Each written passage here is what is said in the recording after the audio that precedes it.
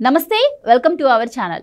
మాజీ ముఖ్యమంత్రి వైఎస్ జగన్మోహన్ రెడ్డి దొరికిన ప్రతి శాఖలో చేతివాటం ప్రదర్శించడమే కాకుండా తిరుమల తిరుపతి దేవస్థానాన్ని కూడా అపవిత్రం చేసిన విషయం ఇప్పుడు అందరినీ విస్మయానికి గురిచేస్తోంది.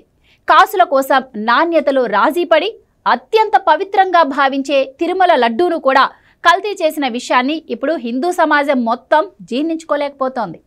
తిరుమల వెంకటేశ్వర స్వామి లడ్డూ ప్రసాదంలో స్వచ్ఛమైన నెయ్యికి బదులుగా చేప నూనె, గొడ్డు మాంసం నుంచి తీసిన నూనెను వాడినట్లుగా తాజాగా రిపోర్టులు బయటకొచ్చిన సంగతి తెలిసిందే.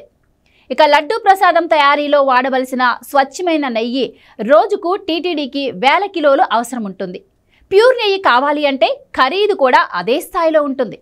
అందుకని గత పాలకులు కక్కుర్తిపడి లేదా డబ్బులను పక్కదారి పట్టించడం కోసం నెయ్యిని కల్తీ చేశారని అంటున్నారు.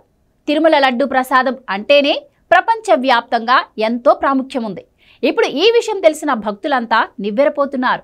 అయితే తిరుమల తిరుపతి దేవస్థానం నుంచి లడ్డూలు దేశంలోని వివిధ ప్రాంతాలకు కూడా ఎగుమతవుతాయి. అలా అయోధ్య రామ మందిరానికి కూడా టీటీడీ 1,00,000 లడ్డూలను పంపింది.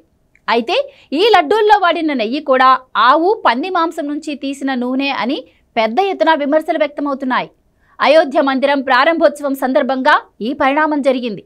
ఈ విషయం తెలిసిన వారంతా అప్పట్లో టీటీడీ అయోధ్యకు పంపిన 1,00,000 లడ్డూల తాలూకు వీడియోలను విపరీతంగా వైరల్ చేస్తున్నారు. నిర్జనులు సైతం విపరీత స్థాయిలో స్పందిస్తున్నారు.